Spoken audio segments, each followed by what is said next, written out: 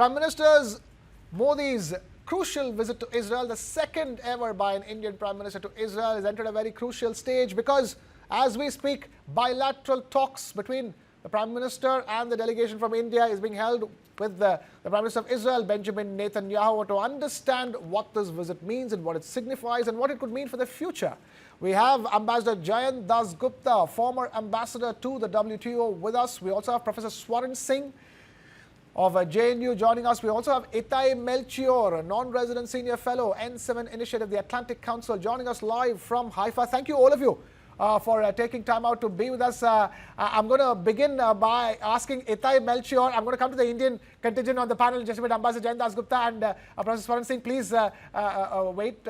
Itai Melchior, I understand from speaking to other Israelis that every newspaper, every media outlet today is about Prime Minister Modi's visit. It's unlike any other state visit. This is probably the biggest ever state visit that Israel has seen in terms of the fervor. And they say it's uniting Israel's right, left, and all ideological, sections together. Certainly. It's a very important visit, and I think also the deep friendship, and as Prime Minister Modi pointed out yesterday, the history of the nations does not begin with the current independence and statehood, but goes back thousands of years. And in his speech, he actually outlined the ancient history of both nations and how the nations are similar to each other, and therefore the deep friendship. And I think he also opened in Hebrew and closed in Hebrew. And I think that in general, his words struck a nerve in Israel, hit a very warm place, and I think that his speech, which was a masterpiece of a speech, actually went through all the right points, and all Israelis, regardless, as you said, of opinion, all appreciated the speech and believe in the future.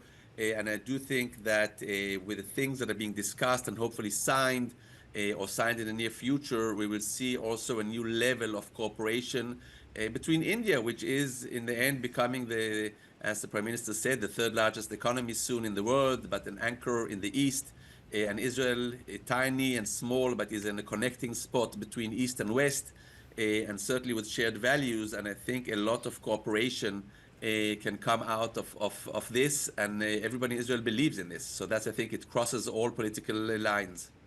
Fair enough. Ambassador Jayant Das Gupta, the relationship between India and Israel has been built on defense and security and cyber security, but clearly, it is moving on to phase two, if you can call India-Israel relationship 2.0, where it's going to be so much about trade, everything from pharmaceuticals to other sectors, where, India provides a great market to Israel and vice versa. It is true that trade will form an important part of the relationship in future.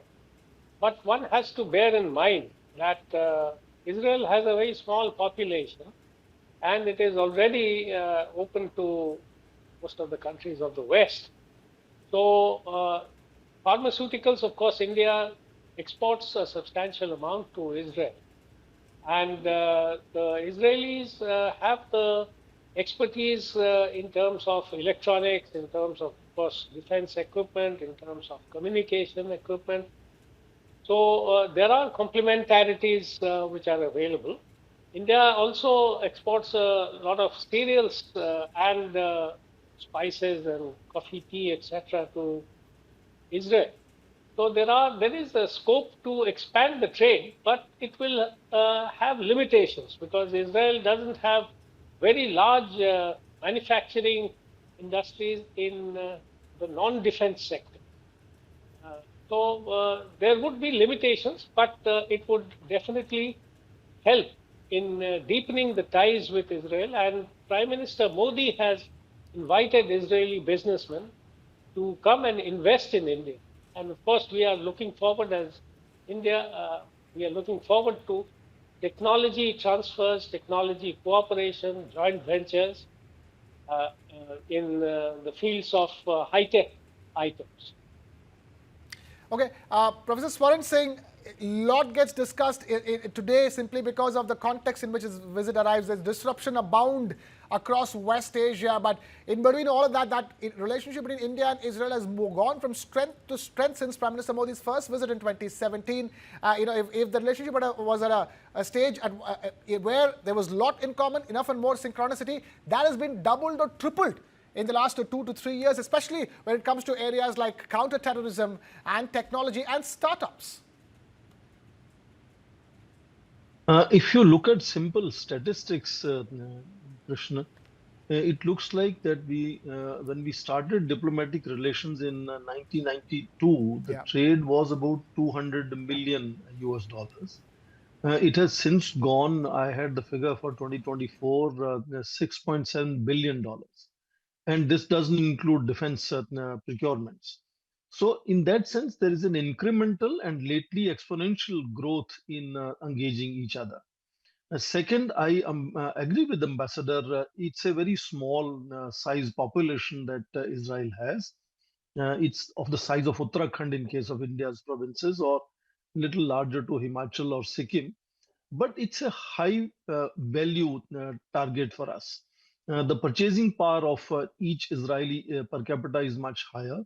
And therefore, for example, precious commodities like precious stones, gem and jewelry, and so on are areas where we can continuously explore, potentially go to more precision, high-tech commodities as well.